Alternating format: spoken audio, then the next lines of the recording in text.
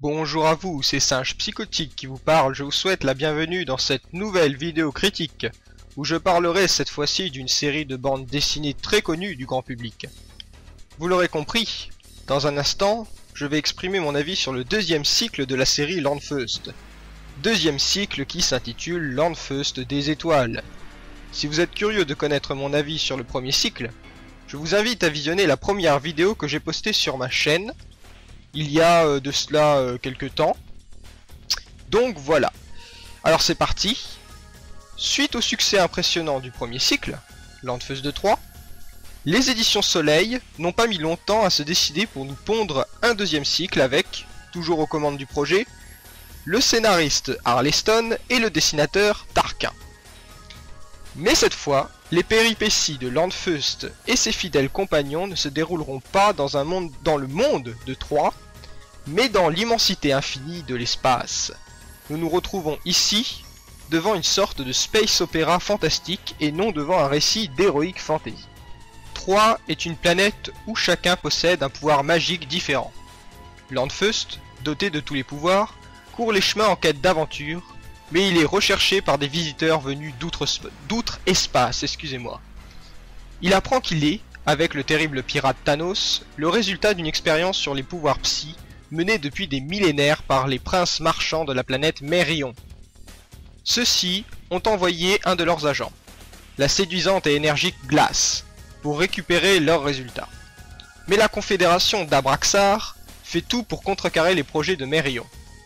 C'est accompagné du troll Ebus et de la belle Sixi que Landfeust quitte Troie pour découvrir que, loin dans les étoiles, il pourrait être au centre des principaux combats de l'univers.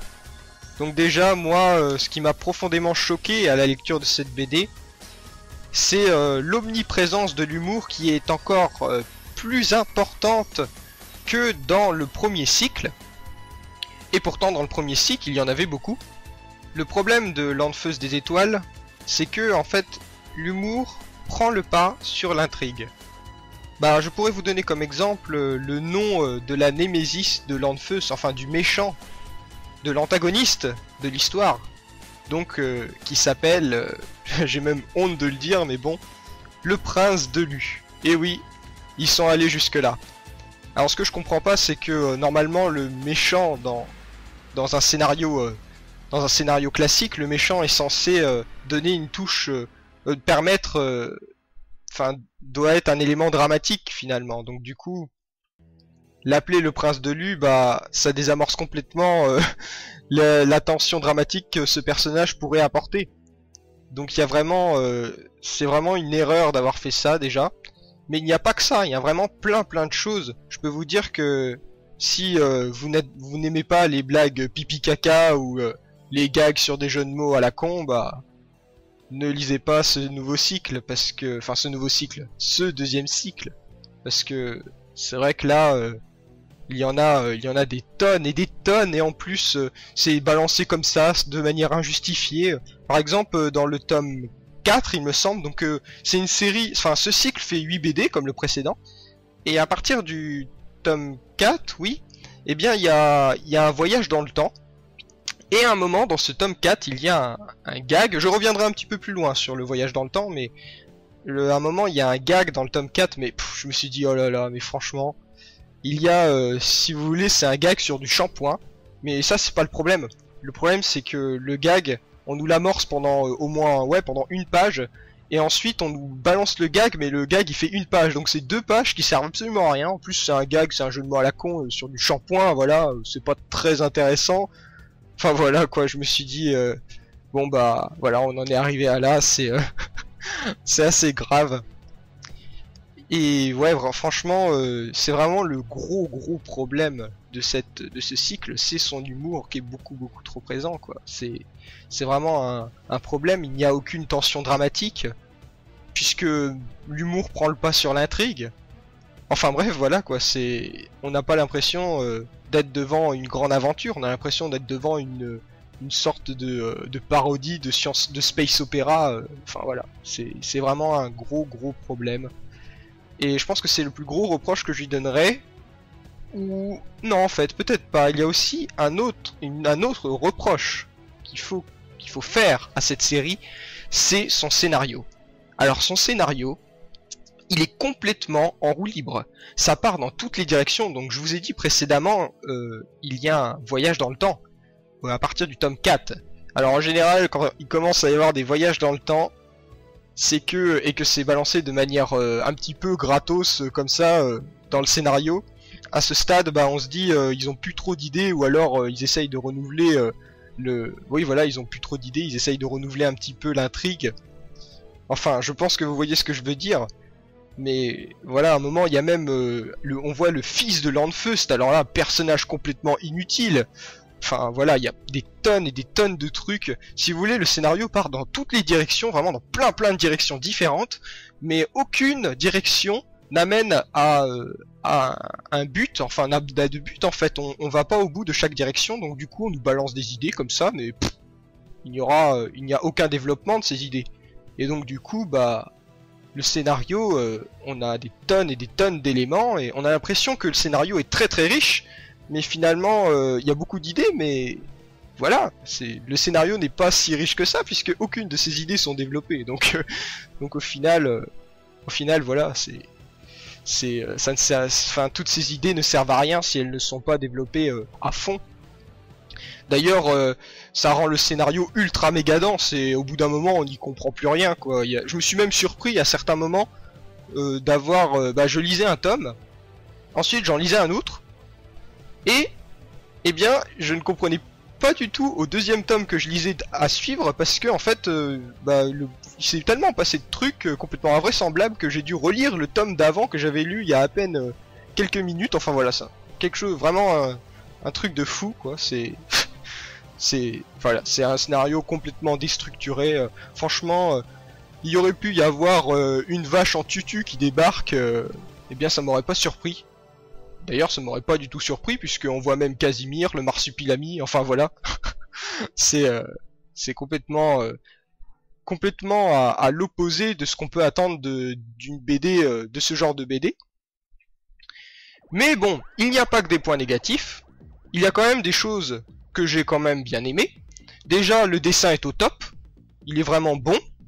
Il est aussi bon que le premier cycle. Et il y a une très bonne direction artistique.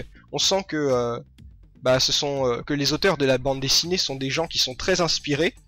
Et donc on nous balance tout un... à chaque fois qu'on découvre une planète, c'est très original. Par exemple, on a un moment, c'est au début, on fait la rencontre de la cité Mérion, et là il y a une richesse dans les personnages, dans les créatures, dans le système qui a été imaginaire, qui a été créé avec les princes marchands, tout ça. C'est vraiment... moi je trouve ça vraiment assez impressionnant. Mais voilà, cette direction artistique est un petit peu gratuite, puisque elle sert à rien au final. Les princes marchands, on s'intéresse qu'à 3 ou 4 d'entre eux, mais les autres, on s'en fout quoi. Je veux dire, on nous les montre, on nous dit d'où ils viennent, ils sont même très originaux, mais au final, ils servent pas à grand chose. Mais bon, c'est déjà ça de prix, je veux dire, je pense, moi en tout cas en ce qui me concerne, j'ai été vraiment content d'avoir cette direction artistique. D'avoir une direction artistique aussi bonne. Bon après, je dis ça mais je vois pas comment on peut ne pas être content, mais bon. Et puis aussi, il y a quelque chose que j'ai bien aimé, j'ai trouvé que les personnages principaux sont toujours aussi attachants. Donc quand je parle des personnages principaux, je parle de Landfeust, Sixi et Ebus. Je trouve que bon, c'est des personnages qui n'ont pas beaucoup évolué finalement. Et du coup, c'est vrai que... Bon, c'est un peu con qu'ils aient pas évolué en 16 BD quoi, mais l'avantage c'est que au moins ils sont aussi attachants que dans le premier cycle, et c'est un plaisir de les retrouver dans une nouvelle aventure. Malheureusement je trouve que les nouveaux personnages principaux qui sont introduits, enfin les personnages principaux, les nouveaux personnages, eh bien ne sont pas à la hauteur. Il y en a quand même quelques-uns qui sont pas mal. Alors il y a même un nouveau personnage que j'ai trouvé vraiment bon, mais bon... Voilà, je me souviens plus très bien de son nom, mais je peux vous le décrire. Alors c'est un extraterrestre, une sorte de Bernard l'Ermite, qui est un sage, qui est une race, qui est le dernier de son espèce et qui a hiberné pendant des années. et il va aider Landfust et ses compagnons dans leur périple. Et j'ai trouvé ce personnage vraiment attachant et plutôt sympa. Même il avait une psychologie que j'ai trouvé vraiment bien. Donc voilà. Et à part à part ça, à part ce personnage là, bah c'est vrai que même le personnage de Glace, enfin, il sert à rien. Je veux dire, c'est une sorte de méchante sans en être une. Mais bon, enfin, il est complètement inutile, je trouve. Et d'autres le prince de Lu, alors là, charisme 0 quoi. Enfin, sur une échelle de 1 à 10, je dirais plutôt charisme 2 quoi. Parce que bon, c'est un pur méchant de Walt Disney. Et puis voilà, il est pas très menaçant comparé à Thanos. Thanos est très bien, c'est un très bon méchant. Mais il est sous les ordres du prince de Lu, mais j'ai trouvé qu'il était beaucoup plus menaçant et beaucoup plus intéressant au niveau de sa psychologie que le prince de Lu. Donc finalement, il y a vraiment un souci dans les nouveaux personnages. Enfin voilà, pour moi voilà, Landfust, des étoiles, ce n'est pas une réussite. Franchement, ce n'est pas une bonne BD. Cependant, je la conseille quand même. Et oui, vous me direz, putain, il est bizarre, le type, il descend la bande dessinée pendant 10 minutes, et puis là, il nous la conseille. Quel connard. Non, mais, le problème, voilà, moi, je pense que c'est une BD, moi, je me suis pas ennuyé. J'ai trouvé que c'était quand même sympa. C'est une BD assez fun, voilà, il faut pas y voir un space opéra à la Star Wars, quoi. Voilà, c'est une BD sympa. Maintenant, est-ce que ça vaut le coup d'acheter 8 tomes de cette BD? Là, c'est à vous de voir, hein. Bon, moi je l'ai fait, mais je ne le regrette pas, parce que j'ai quand même eu du plaisir à lire cette BD, parce que je vous dis, c'est une BD qui est assez fun quand même. Et puis il y a des bonnes choses, comme je l'ai dit précédemment, et même si elle a des gros défauts, eh bien, j'ai quand même plutôt apprécié cette BD. Bon. Maintenant, est-ce que ça valait le coup de refaire un 3e cycle? Donc là, je parle d'un autre cycle, Landfust Odyssey. Donc je ne sais pas. Je ne sais pas si ça valait vraiment le coup. Je vous dirai ça dans une prochaine vidéo critique.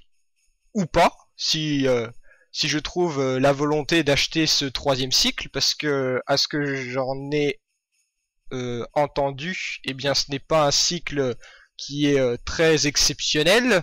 Il y en a même qui disent qu'il est pire que Landfust des étoiles. Mais bon, je pense que même si ce cycle est pas terrible, je pense que je vais quand même bien l'aimer parce que c'est quand même une BD assez fun. Maintenant voilà, comme je l'ai dit dans ma précédente vidéo sur la série des Landfust, eh bien c'est une série qui est très surestimée quoi. Quand je vois Landfust des étoiles, bah c'est encore ça ne fait qu'appuyer mes propos là-dessus, parce que c'est vrai que dans la bande dessinée, il y a eu tellement mieux en termes de science-fiction de type space opéra ou en termes d'heroic fantasy que eh bien faut pas prendre Landfust, la série Landfust comme la référence ultime dans ces genres. Donc voilà. C'est déjà, si vous achetez le cycle des Landfust en ayant ça dans la tête, en ayant dans la tête le fait que vous n'achetez pas une BD qui est exceptionnelle, vous achetez cette BD là pour vous divertir, eh bien vous serez pas déçu. Par contre, si vous achetez cette BD avec un certain nombre d'exigences en termes de scénario, en termes de développement de personnages, eh bien, vous serez complètement déçu. Voilà. Bon, je pense que j'en ai terminé avec cette critique. Je vous donne rendez-vous pour une prochaine vidéo. Et je vous encourage à poster des commentaires. Allez, salut!